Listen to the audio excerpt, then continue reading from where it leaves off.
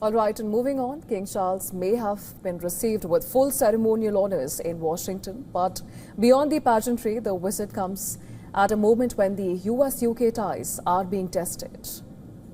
Well, it has been tested, especially over the Iran war. So will this royal visit help bridge the political divide? Here's a report.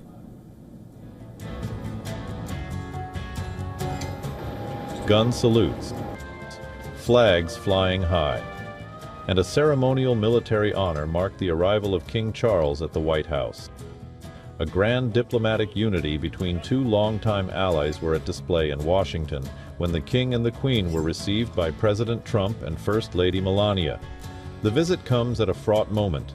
The special relationship between the two countries is facing fresh strains.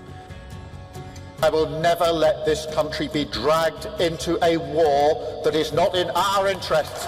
Never! Trump has repeatedly criticized Keir Starmer over London's reluctance to back Washington's war with Iran. Yeah, I'm disappointed with When Britain refused to allow U.S. troops access to its bases, Trump, in an interview with Fox News, responded bluntly saying, "This is not Winston Churchill we are dealing with." Cut to yesterday, King Charles delivered a light-hearted yet sharp-witted history lesson at the White House dinner. The British monarch playfully roasted Trump.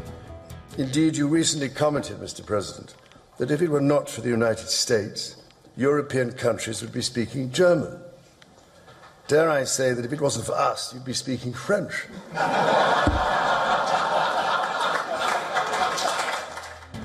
He made further jokes at Trump's expense, saying he could not help noticing the readjustments to the White House East Wing, which Trump demolished to build a giant $400 million ballroom. King Charles also addresses the Congress, the first British monarch to do so since 1991. During his address, he called Congress a citadel of democracy and reminded lawmakers of their shared roots in the rule of law. Even as tensions simmered, Trump struck a friendlier note by publicly praising the king and joking about his family's admiration for the royal household. My mother, I just see it so clearly. She loved, and I told the king this, she loved the royal family, and she loved the queen. And anytime the queen was involved in a ceremony or anything, my mother would be glued to the television, and she'd say, "Look, Donald, look how beautiful that is." She really did love the family. The UK and US have weathered revolutions, wars, and global shifts. The two counties forged one of the most consequential alliances in modern history. Now, as differences over Iran and global policy widen, King Charles's visit is a reminder that even the strongest ties require constant repair.